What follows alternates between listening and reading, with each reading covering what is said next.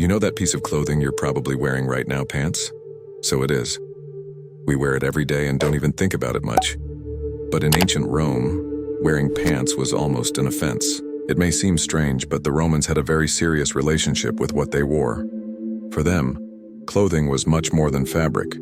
It was identity, tradition, and even a way of showing power. Rome was a civilization that took deep pride in its customs.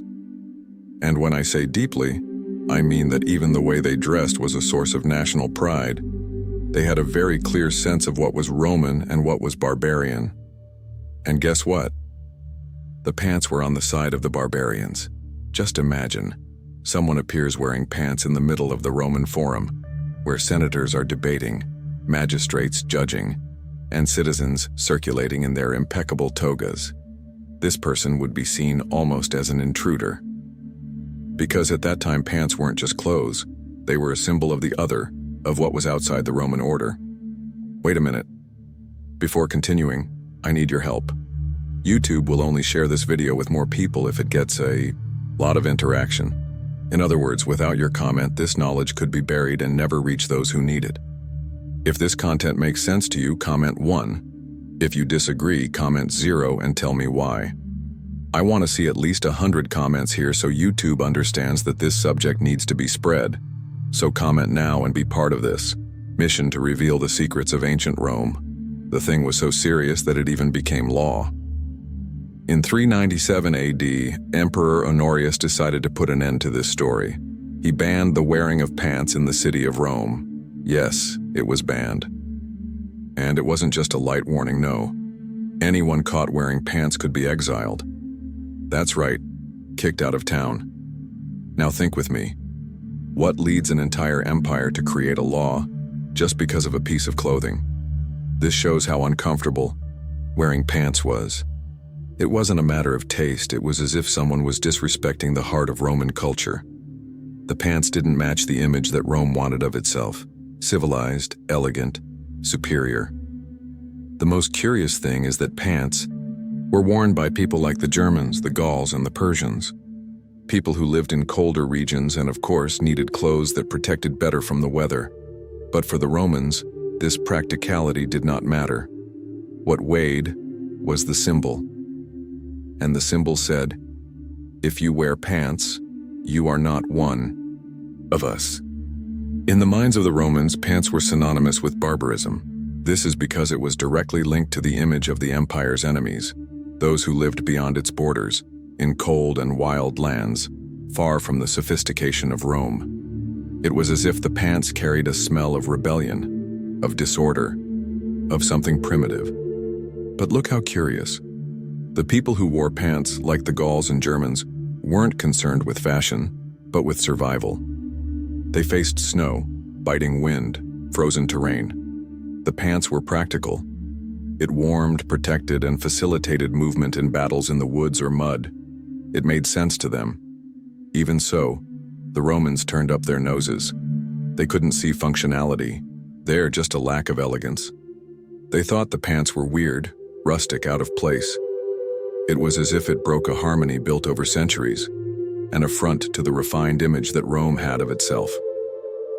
In ancient Rome, clothing was almost a walking CV. It wasn't just dressing, it was communicating. You could tell a lot about someone just by looking at what they wore. Your social class, your level of freedom, your morals, even your role in the city. It was as if each fold of the fabric carried a message. And that's why the pants caused so much discomfort. They didn't fit into this dress code that the Romans used to identify who was who. They were off script. A respectable Roman citizen needed to look like a respectable Roman citizen. And that meant wearing what was accepted within that universe of values, and pants were not part of it. The choice of clothing was an extension of identity. It was about showing that you were civilized, educated Roman. So when you saw someone wearing pants, the judgment was almost automatic. That one doesn't understand the rules. That one isn't one of ours. And in a society based on order, this distinction made all the difference. Now, among all the articles of clothing in ancient Rome, none had as much symbolic weight as the toga. This wasn't just a rolled-up piece of cloth. It was a truly prestigious uniform. Worn only by free Roman citizens, the toga showed who had a voice, who had power, who belonged to the elite of civilization. It was reserved for big moments, speeches in the Senate, public trials, religious celebrations. Wearing a toga was almost like wearing Rome's own honor. But between us, she was anything but practical. Heavy, difficult to put on, and too hot for the Mediterranean climate. But it was still worth it, because she said much more than words. The toga was almost sacred, and precisely because it was so symbolic, it reinforced the rejection of pants. After all, if true citizens wore a toga, why would anyone stoop to the point of adopting the clothing of their enemies? Even with all the pomp of the toga, it was not at all practical in everyday life. And that's when the tunic gained space. Much lighter, simpler, and more comfortable, the tunic became everyday clothing for many people in Rome. It was used by almost everyone, men, women, children, but of course with variations depending on social status and gender. While men wore short tunics, married Roman women wore the stole, a long piece that fell to the feet, often accompanied by a cloak called ball. This choice was not random. Just like the toga for men, the stole marked a woman's position within society, respectable wife, mother of a family, part of the moral structure of Rome. These clothes weren't just about weather or comfort. They were almost like badges. They showed who you were and what your place was within that giant machine that was the empire. Each seam said something, each model reinforced a role. And in that, pants had no place. She was seen as a foreign body in that well-defined social structure. If this content is making sense to you so far, do the following. Give me a signal. Comment 1 below so I know you're with me on this journey. And remember, YouTube only spreads this knowledge if there is a lot of interaction. If you haven't commented yet, now is the time. I want to see this video full of opinions so that this topic continues to reach more people. For the Romans, and also for the Greeks, it is worth mentioning, clothing was a direct reflection of civilization, and they believed, without a shred of doubt, that their practices were superior. Dressing like a Roman was more than a fashion choice, it was a positioning. He said, "I am part of something great, organized, civilized.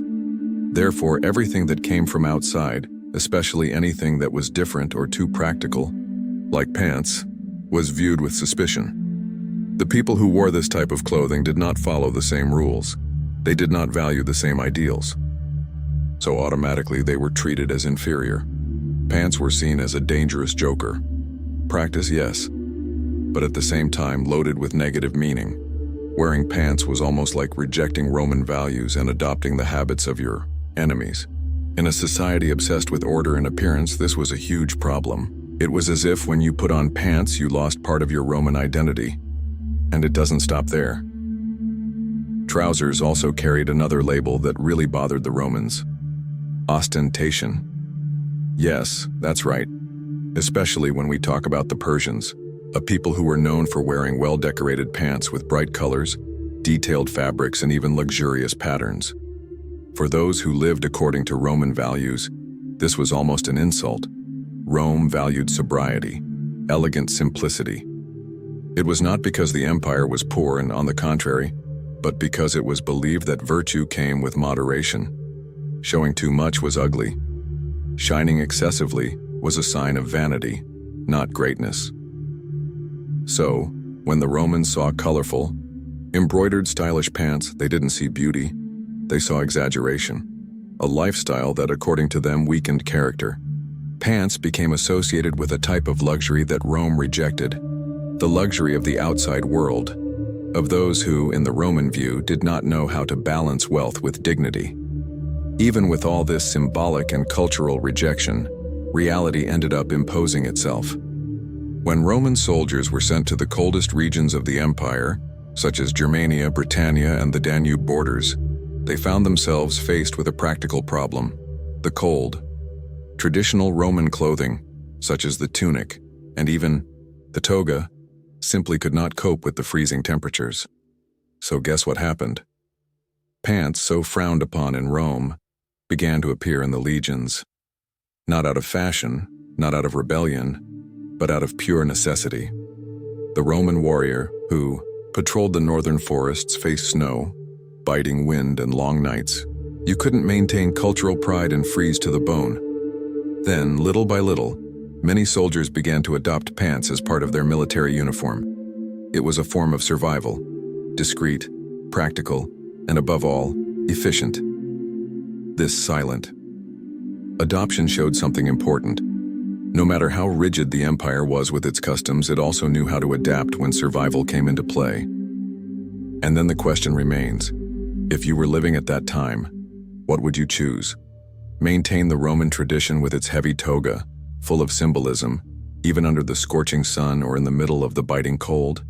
Or would you have the courage to wear pants, face prejudice, but guarantee your comfort and mobility? This is one of those situations where clothes go far beyond the fabric.